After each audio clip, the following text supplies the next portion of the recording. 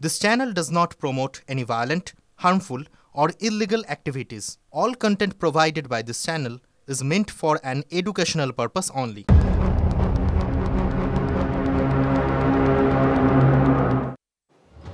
নজর রাখবো পরে খবরে।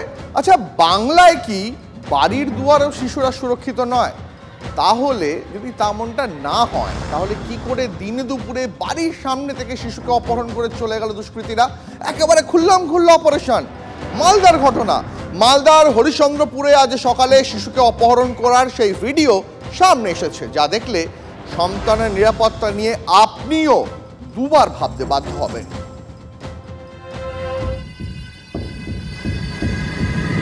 বাড়ির দুয়ার থেকে শিশুকে অপহরণ। মালদহে হরিশ্চন্দ্রপুর থানার সালালপুর গ্রামে হাড়হিম করা ঘটনা। অপহরণের মুহূর্তের ছবি সিসি ক্যামেরায় ধরা পড়েছে, যা দেখে আঁতকে উঠতে হচ্ছে। জানা গিয়েছে, বাড়ির সামনেই বন্ধুদের সঙ্গে খেলা করছিল বছর 7-এর শিশু। প্রত্যক্ষদর্শীরা জানান, আচমকা শিশুর সামনে চলে আসে একটি বাইক। কিছু বুঝে ওঠার আগে শিশুটিকে বাইকে তুলে পালিয়ে যায় দুষ্কৃতীরা। ঘড়িতে তখন শনিবার সকাল 10:50। সেই দুই বাইক আরোহী তাকে দ্রুত তুলে নেয় এবং বাইকে চাপিয়ে সেখান থেকে চম্পট দেয়। পুরো ঘটনা এতটাই আকস্মিক হয় যে সকলেই হতচকিত হয়। অপহৃত শিশুর বাবা এলাকায় প্রতিষ্ঠিত ব্যবসায়ী। তাহলে কি ব্যবসায়িক কোনো শত্রুতার জেরে অপহরণের অপারেশন? আচ্ছা, আপনার মেয়ের বয়স কত ছিল? আপনাদের 7 বছর ছিল। আগে থেকে ঘোরাফেরা করছিল, আজকে নতুন যায়নি, আমরা রোজ খেলছিল। না, এর আগে কি কোনো আমরা তো হুমকি দিয়েছিল, টাকা পয়সা দাবি করেছিল? না, কিছু টাকার ধমকি দিয়ে কিছু না। অপহরণের মুহূর্তের ভিডিও যেমন সামনে এসছে, ঠিক একইভাবে ঘটনার প্রায় 35 মিনিট আগে শনিবার সকাল 10:15 গ্রামের রাস্তায় দুষ্কৃতীদের ঘোরাফেরার ভিডিও ধরা পড়েছে। তাই গ্রামবাসীদের দাবি, পরিকল্পনা করেই শিশুকে অপহরণ। সেই বাইকের পেছনে ধাওয়াও করে কেউ কেউ। এক মহিলা চিৎকার করতে করতে সেই বাইকের পেছনে ছোটে। বিহার লাগোয়া থানা এলাকা মালদহের সালালপুর। মাঝে মধ্যে বিহারের দুষ্কৃতীরা এপারে তাণ্ডব চালায়। ডাকাতি লুঠের মতো মাঝে মধ্যেই ঘটে। এক্ষেত্রে বিহারের দুষ্কৃতীদের যোগও থাকতে পারে। ওরা যে ভিডিওতে দেখে না, এই যে বাগুইহাটিতে এক কাউন্সিলর, তার সমস্ত তথ্য দেওয়া সত্ত্বেও পুলিশ আজকে কিন্তু চুপ করে আছে। এখন এই যে তুলে নিয়ে গেছে, এই যদি প্রমাণিত হয় যে কারো শেডে আছে, পুলিশ কি করবে?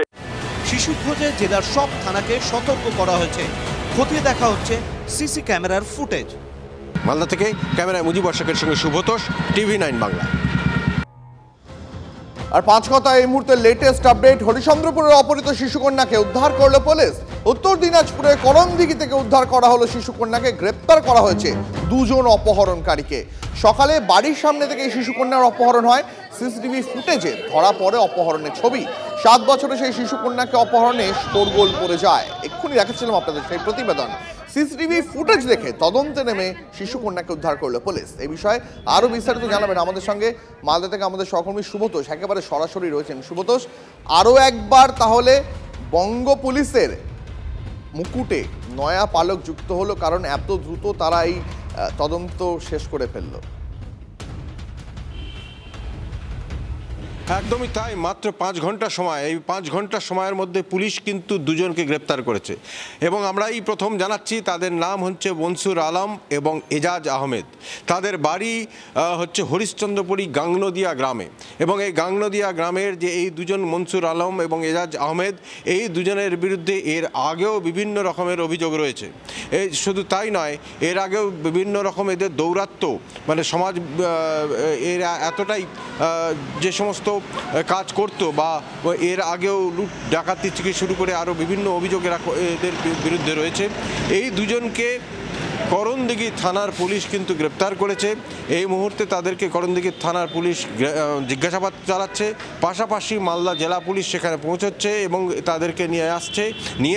একবার জানতে ইচ্ছা করছে ভীষণ যে রাজ্য পুলিশ কিভাবে মাত্র 5 ঘন্টার মধ্যে এই গোটা অপহরণের যে তদন্ত তা কমপ্লিট করে ফেললো, এবং এর পাশাপাশি এর ফলে এই অপহরণের ফলে যে এলাকা জুড়ে, গোটা জেলা জুড়েই বলা চলে, আতঙ্ক কতটা ছড়িয়েছে। হ্যাঁ, আতঙ্ক তো রয়েছেই। কিন্তু পুরো ঘটনাটা এতটাই সিনেমাটিক, এতটাই ফিল্মি কায়দায় হয় এবং শুধু মানে দিনে দুপুরে প্রকাশ্যে সেই বাচ্চাটাকে তারা যেমনভাবে তুলে নিয়ে গিয়ে যায়, এটা এমন দিক।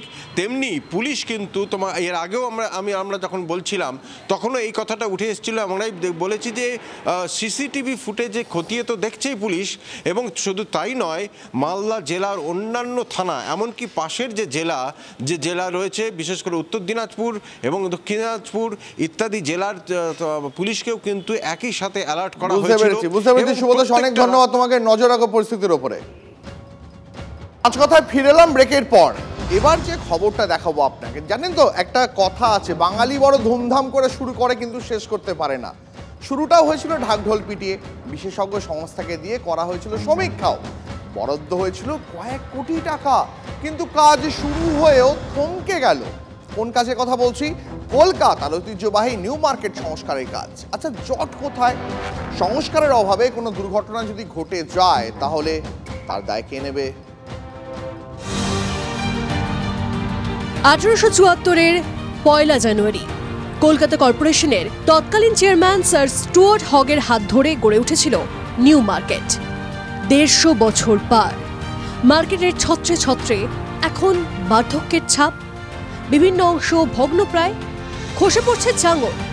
সূত্রের খবর, নিউ মার্কেটের সংস্কারের জন্য 26 কোটি টাকা দিয়েছে রাজ্য সরকার, কিন্তু মাঝপথেই থমকে গেছে সংস্কারের কাজ। পরিকল্পনার অভাব নাকি পরিকল্পনার রূপায়ণের সমস্যা? ঠিক আমি নিউ মার্কেটের যে অংশে দাঁড়িয়ে আছি সেখানে ইতিমধ্যে ক্ল্যাম্প লাগানো রয়েছে, যেখানে যেখানে ফাটল ধরেছে।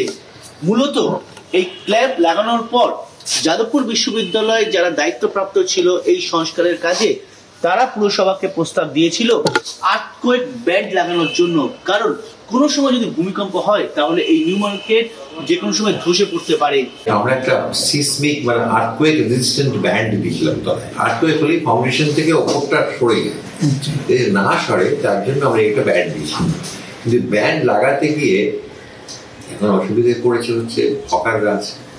আর হকারদের যদি না সরাতে পারে একটু, অ্যাটলিস্ট কিছুদিনের জন্য সরিয়ে লাগিয়ে আবার বসাতে পারে, এইখানে একটা প্রবলেম আটকে আছে। নিউ মার্কেটের ভেতরে রয়েছে 1000-এরও বেশি দোকান।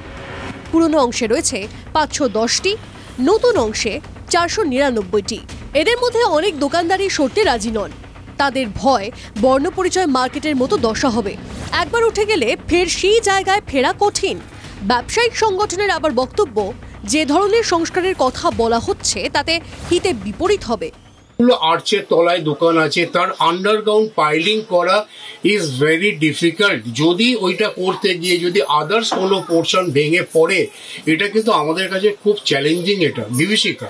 আমরা মনে করছি এই কাজটা না করে মার্কেটে যে আর্টসটা ক্র্যাক করেছে সেইগুলো যদি ক্যালকাটা কর্পোরেশন যে ফান্ড এসছে সেই ফান্ডে রিপেয়ার করলে আমাদের মনে হয় এই মার্কেট এখনো আরো 100 বছর চলে যাবে।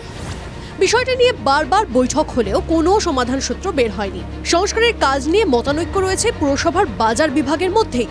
ওনারা যেটা বলেছেন যে মাঝখান দিয়ে পিলার দিতে হবে, এটা সরতে হবে, এরকম হবে না। তার কারণ এটা আবার 30 বছরের লড়াই চলবে।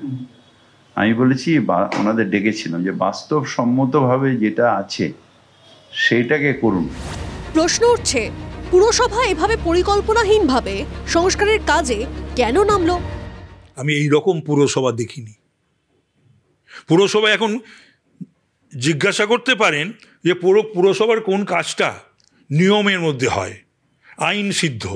ব্যর্থতা, যেগুলো মানুষের প্রয়োজন প্রতিটি মুহূর্তে, মার্কেটগুলো প্রতিটি মুহূর্ত প্রতিটি সময় প্রয়োজন। এত লোকের যাতায়াত, ওখানে যদি একটা বড় রকম অ্যাক্সিডেন্ট হয় তখন তার দায়িত্ব কে নেবে? তাহলে কি বিপদ বাড়ছে? বাজার বিভাগের তথ্য বলছে বিপদ বাড়ছে, কারণ সংস্কার না হলে যে কোনো জরাজীর্ণ অংশ থেকে ভেঙে পড়বে একের পর এক চাঙড়। তাহলে কিন্তু মুখ পুড়বে লাগোয়া কলকাতা পুরসভার সদর দপ্তরেরই। ক্যামেরায় দীপঙ্কর জানার সঙ্গে সায়ন্ত ভট্টাচার্য, টিভি9 বাংলা, কলকাতা। আর এবার একটা সুখবর দিই আপনাদের, আগামীকাল থেকে আর বৃষ্টির সম্ভাবনা নেই দক্ষিণবঙ্গে, জানালো আলিপুর আবহাওয়া দপ্তর। তবে নিম্নচাপের প্রভাবে আজ আরও বৃষ্টি চলবে। আগামী 24 ঘন্টায় 2 থেকে 3 ডিগ্রি তাপমাত্রা কমবে। যদিও শীত থিতু হওয়ার আশা নেই, 2 থেকে 3 দিন পর আবার তাপমাত্রা 2 থেকে 3 ডিগ্রি বাড়বে। তবে বড়দিনে জাঁকিয়ে শীতের কোনো আশা নেই। নিম্নচাপের পর শীতে বাধা হবে পশ্চিমী ঝঞ্ঝা।